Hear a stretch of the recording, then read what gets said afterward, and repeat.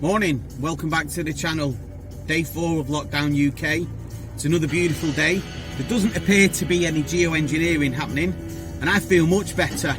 Last night at approximately 7 o'clock, I think the onion bhaji from last weekend finally worked its way out.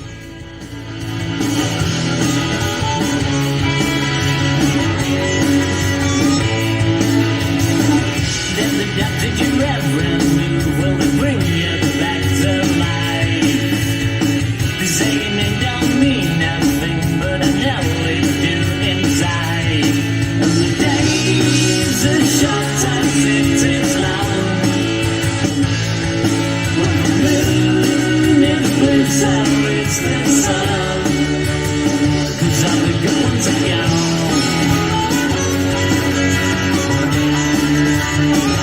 Yeah, the good ones are gone.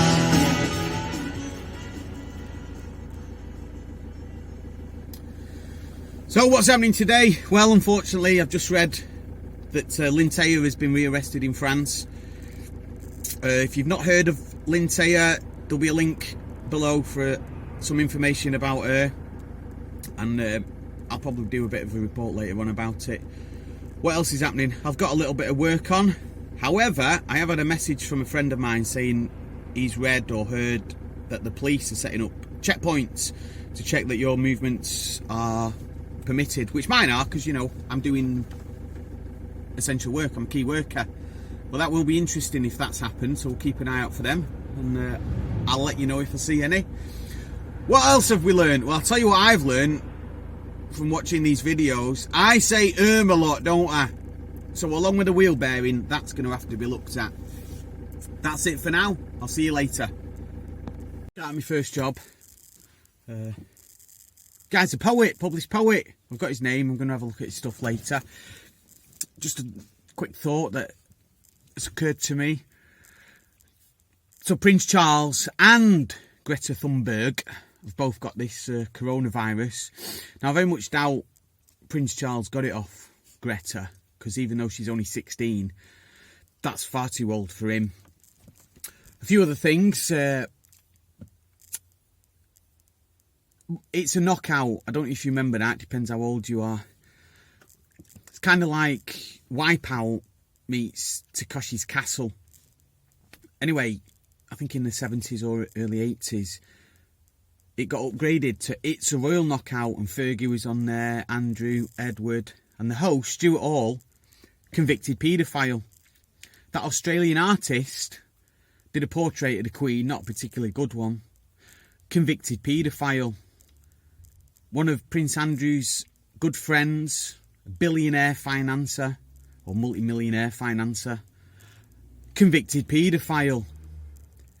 MI5 claimed that they managed to foil over, I think it was 57 plots, terrorist plots last year. Yet they can't seem to find these paedophiles who get attached to the royal family. In particular, the strongest case for that is Jimmy Savile. Everybody knew.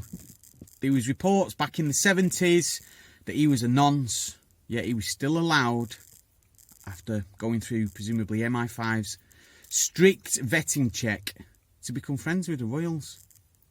That is strange. Okay, it's 1 o'clock.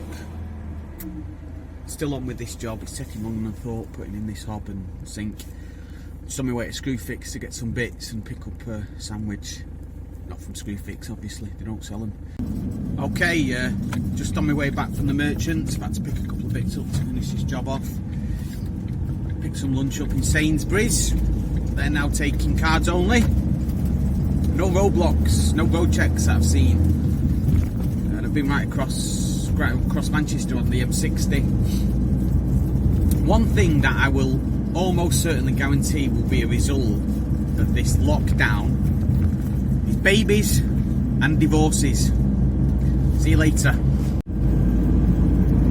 Okay, last one for the day this. I've just finished. It's nearly 4:45. I thought I'd be finished for 1 or 2 today. Everything's gone pear-shaped.